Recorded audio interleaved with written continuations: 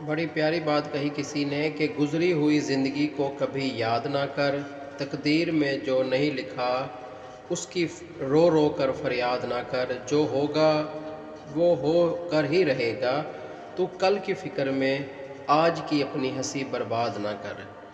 جو تقدیر میں لکھا ہوتا ہے نا وہ ہو کر رہتا ہے۔ اگر آپ کی تقدیر میں رزق لکھا ہے نا، مالک نے دینا ہے نا کل، تو وہ کل دے گا۔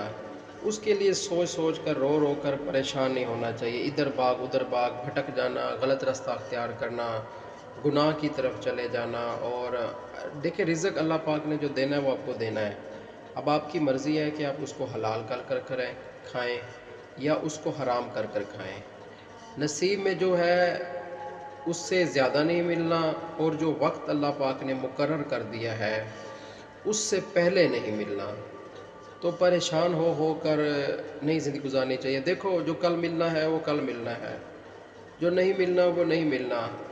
آج کی جو ہنسی ہیں، آج کے جو چند لمحات ہیں، وہ آپ اپنے پیاروں کے ساتھ ہنس کر گزاریں، ان کو خراب نہ کریں۔ دیکھیں آپ کی زندگی کے ساتھ آپ کے اچھے تعلق، اچھے دوست، اچھے ریلیٹیو، اچھے رشتہ دار، گھر والے، فیملی جڑی ہوتی ہیں۔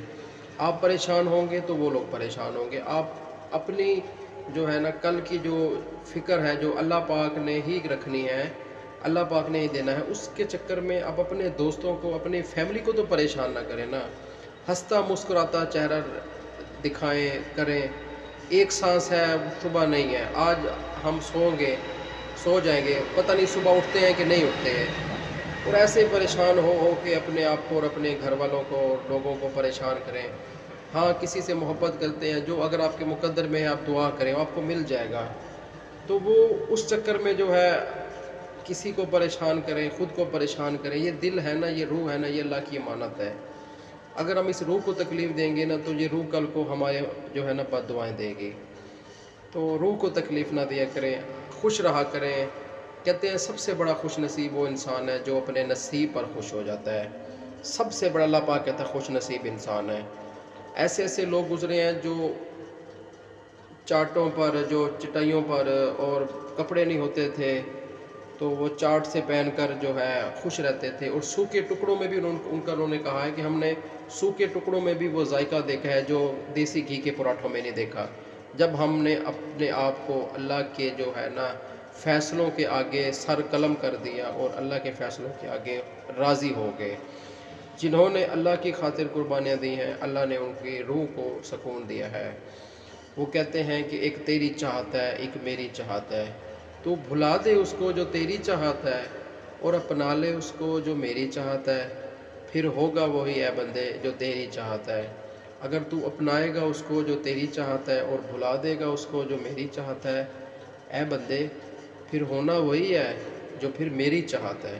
تو کیوں نہ ہم اپنی چاہت کو اللہ کی چاہت کے آگے قربان کر دیں، تو اللہ پاک جو ہے ہمیں اپنی چاہت دے دیں۔ اب کہتے ہیں کہ انسان کو اگر دنیا میں کچھ نہیں ملتا نا، وہ گر گڑاتا ہے، رو رو کر دعائیں کرتا ہے، مصلی میں جو ہے سجدے کرتا ہے، اللہ کو نہیں ملتا نا، اللہ اس کو وہ نہیں دیتا، تو روز محشر والے دن، قیامت والے دن اللہ پاک جب اس کا اجر دیں گے نا، تو اللہ پاک خود فرما رہے ہیں جنہوں نے ہمیں تخلیق کیا، جنہوں نے ہمیں پیدا کیا، کہ وہ بندہ کہے گا کہ اے میرے مالک، اگر مجھے یہ پتہ ہوتا نا تو میں ایک ہی دعا کرتا دنیا میں کہ اے اللہ میری کوئی خواہش بھی پوری نہ کرنا، مجھے کچھ بھی نہ دیتا، اتنا نعم بدل دیں گے، کیونکہ ہماری سوچ محدود، ہماری جو ہے دیکھنا محدود۔ اللہ پاک کی سوچ، اللہ پاک کی قدرت، اللہ پاک کی نشانیاں، اللہ پاک کا جو ہے مقام، اور اللہ پاک کا ہمارے لیے محبت کا جو مقام ہے وہ جو ہے اس کی کوئی لمٹ نہیں ہے۔ کہتے ہیں ایک ماں اپنے بچے سے پیار کرتی ہے نا، تو ہم اس کی محبت کا اندازہ نہیں لگا سکتے نا، تو اس خدا کی محبت کا کیا اندازہ لگائیں گے کہ جو 70 ماؤں کے جتنا اللہ پاک نے قرآن پاک میں فرمایا کہ میں پیار کرتا ہوں۔ اور 70 جو ہے وہ ہماری زبان، ہمارے دماغ کے مطابق ہم 70 کہہ رہے ہیں۔ عربی میں 70 کا مطلب ہوتا ہے کثرت۔ وہ ایک ماں ہمارا دکھ نہیں دیکھ سکتی، وہ اپنا سب کچھ تن من دھن قربان کر دیتی ہے اپنی اولاد کو خوش دیکھنے کے لیے۔ تو کیا اللہ پاک ہمیں خوش نہیں دیکھنا چاہتے؟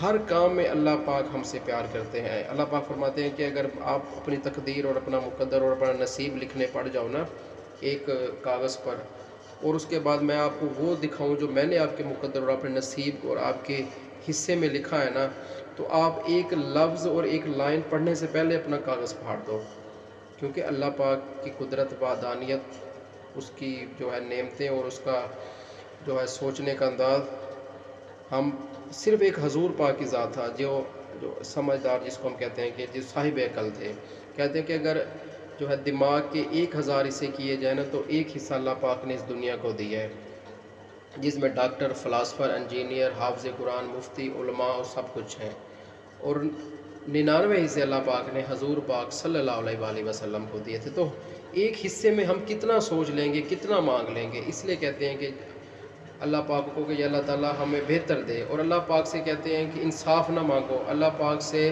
جو ہے اس کی رحمت مانگو، کیونکہ عدل کریں تا تھر تھر کمبر اونچیاں شانہ والے، فضل کریں تا بخشے جان میرے جیوی منہ کالے۔ تو انصاف نہ مانگے اللہ سے، کیونکہ ہم انصاف پہ پورا نہیں اتر سکتے، اللہ پاک سے اس کا فضل مانگے۔